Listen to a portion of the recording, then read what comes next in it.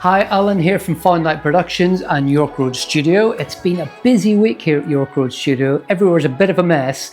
So I'm going to tidy it up and I'm going to set up for an event that I'm running here tomorrow night, where I'm going to build a few different scenes and I'm going to be lighting them with Aputure and controlling them, as always, with Sidus Link.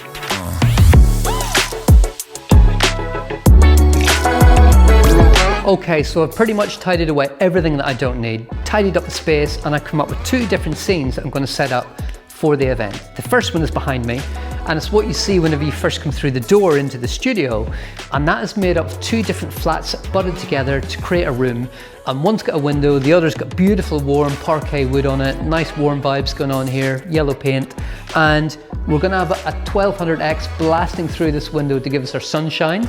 We're going to have a B7C bulb up in the pendant light, and we're going to have a 600C with a spotlight mount up here, and that's going to project the York Road Studio logo onto the wall here. We're going to separate the space by pulling around the blackout curtains, and we're going to leave a little slither to walk through into the next scene, a little slither of intrigue into this next area, which is going to be bathed in beautiful golden light.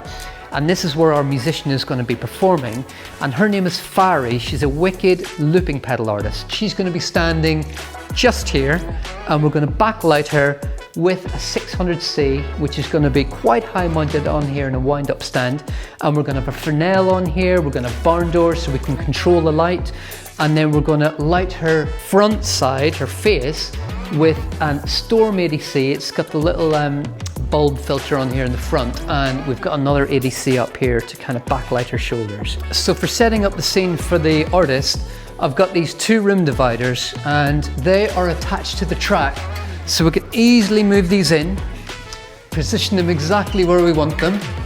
So I'm thinking around about there, and then we bring the other one in and we put that the other side.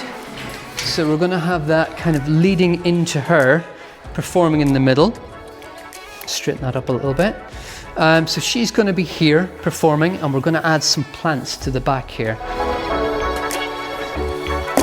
So this is where Fari is going to be standing when she's performing. She's going to be backlit by the 600C back up there. She's going to have her face lit here by the ADC on the track up here, and she's going to have a bit of light in her shoulders and her head from the ADC just up here on the track. So we've got the haze pumping in, which is going to look great once it's all dispersed properly. And next I'm going to bring the blackout curtains around this area and leave a little slit here for whenever people come in, they can peek through this to see the next room.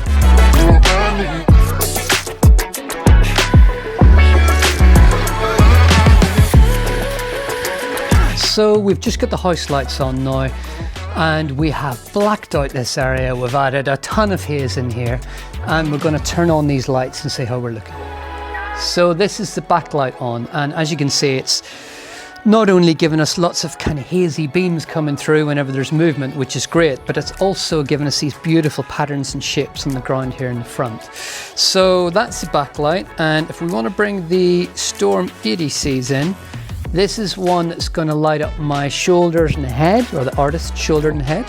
And then we're going to bring in essentially the key.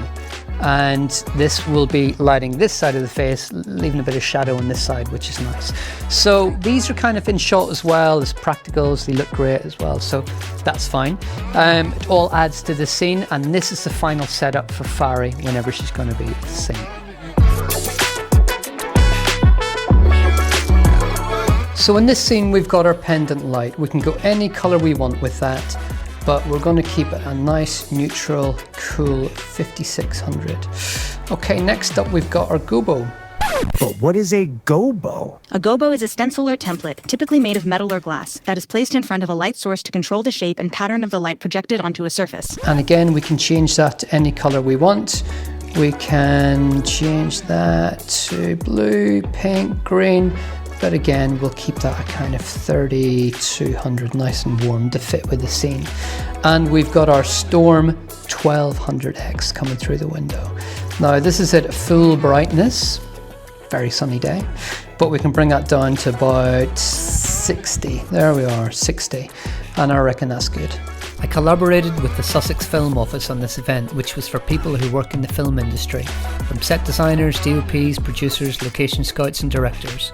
And the effort was well worth it, as it created an inspiring environment to network and connect with like-minded people.